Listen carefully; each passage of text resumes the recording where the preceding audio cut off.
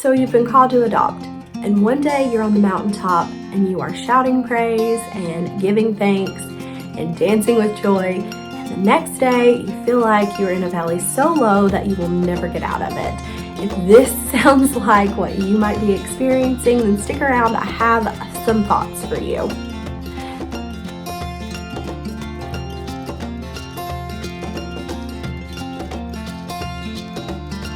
Hey, it's Acacia. Welcome back to the Reflecting Redemption YouTube channel. I'm so glad you decided to spend some time with me today, and I wanted to give you some encouragement if you are in the process of adopting. So today is all about finding joy in the highs and the lows of the adoption experience. It is a full experience from beginning to end. It is a full journey for you as an adoptive parent.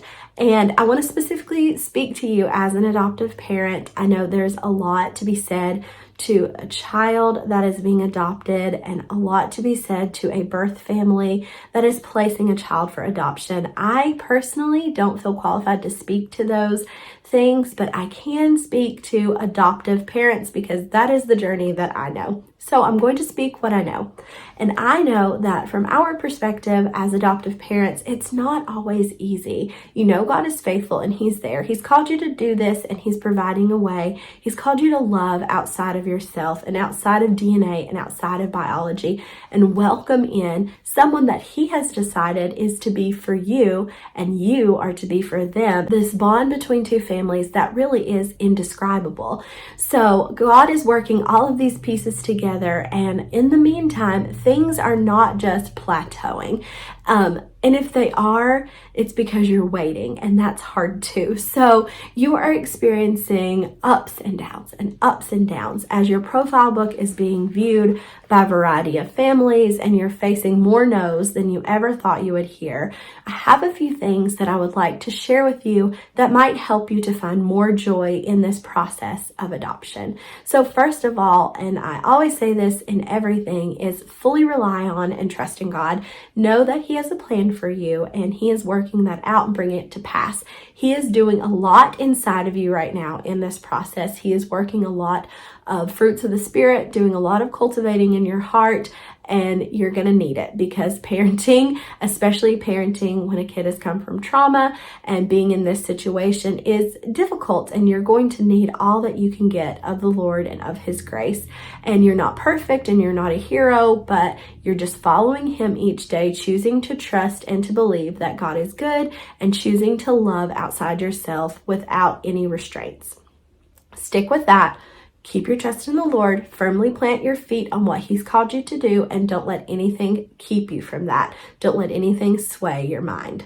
There might also be a constant shifting between a very fearful outlook and a very excited, anticipating outlook. So as you're in this process, you're going to be receiving cases, and these cases of different children and families and the information that your agency or whoever you're working with might be sending you.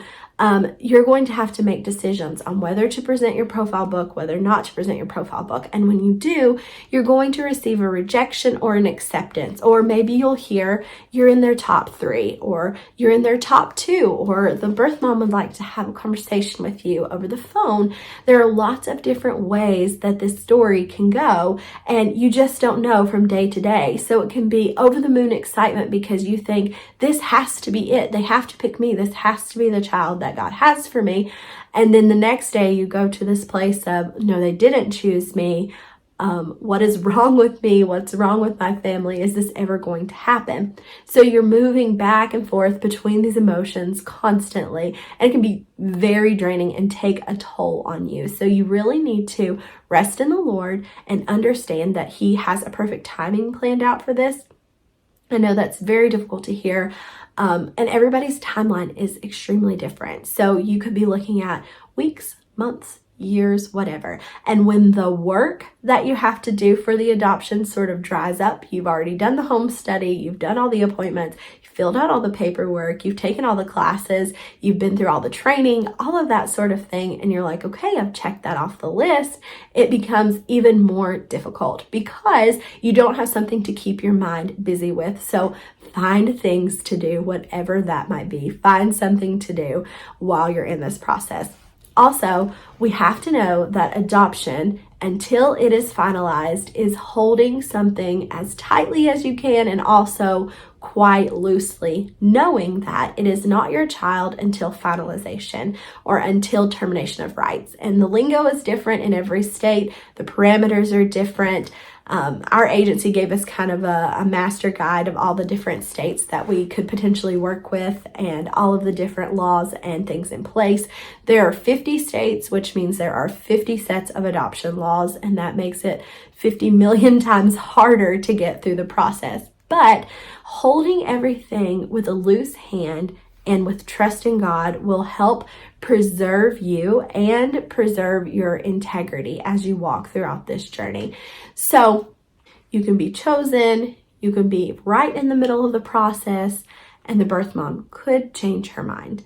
Even in the most ethical agencies where everything is set up totally to go smoothly, it's just people have decisions to make. And the important thing in that moment is if a birth family decides to parent their child, then that is out of your hands. You can't do anything to change that. And you just have to trust the Lord and the journey you're on. Pray constantly and use wisdom and trust that even in the situation of a failed adoption, that God is there in the midst of that. So it's failed on your end, but on their end, it's a decision for unification of the biological family, the birth family, and that's the decision they've made. So you have to be ready for that and just know that God is sovereign in all things, and you really need to be putting your trust in the Lord through this time.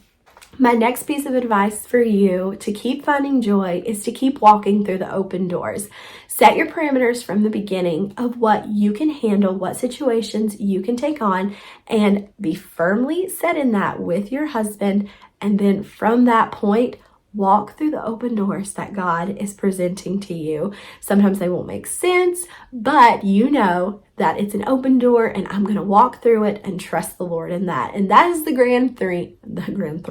That is the grand theme. Just keep trusting in the Lord. No matter what it might look like from the outside, walk through the open doors that He's presenting and trust. And why can I say all of this? That is because God took my adoption situation, my family situation, and He redeemed it for His good and for His glory. And it was an amazing story that He told through my life. And we are so blessed with our son. We're so blessed with the story that God has given to us.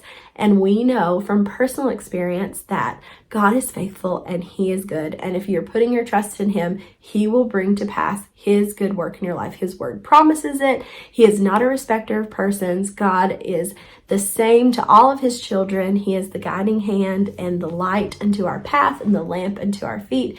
And we can place our trust in Him. And that's how we find joy in the highs and the lows of adoption. Just like anything in life, there are going to be high points, low points, difficult times, easy times, times when you feel like everything's going your way, and times when you feel like maybe everything is just exploding in your face. But I promise that God is faithful in all of it. I truly promise you that, especially in this situation when you know that God has called you to adopt. Step out in that faith, trust in Him, and know that He's going to bring to pass. And children belong in families, and you are called to be a family to this child that He has already chosen for you. And the one theme that kept me going through all of this, and this is what I'll leave you with, is every no was one step closer to a yes. Because eventually you will hear that beautiful word, yes, and you get a lot of no's along the path, or at least we did, but one day you will find your yes, and it will all make sense, and you will know and understand why it took so long and why it was so special. So I hope you have a blessed day. I hope this helped you. Leave a comment below and let others know some encouragement of what they can do as they're going through their adoption process. And always, you can find me on Instagram, DM me over there if you'd like to talk more about adoption. And I will link below some other adoption related videos, and I will see you again really soon. Bye.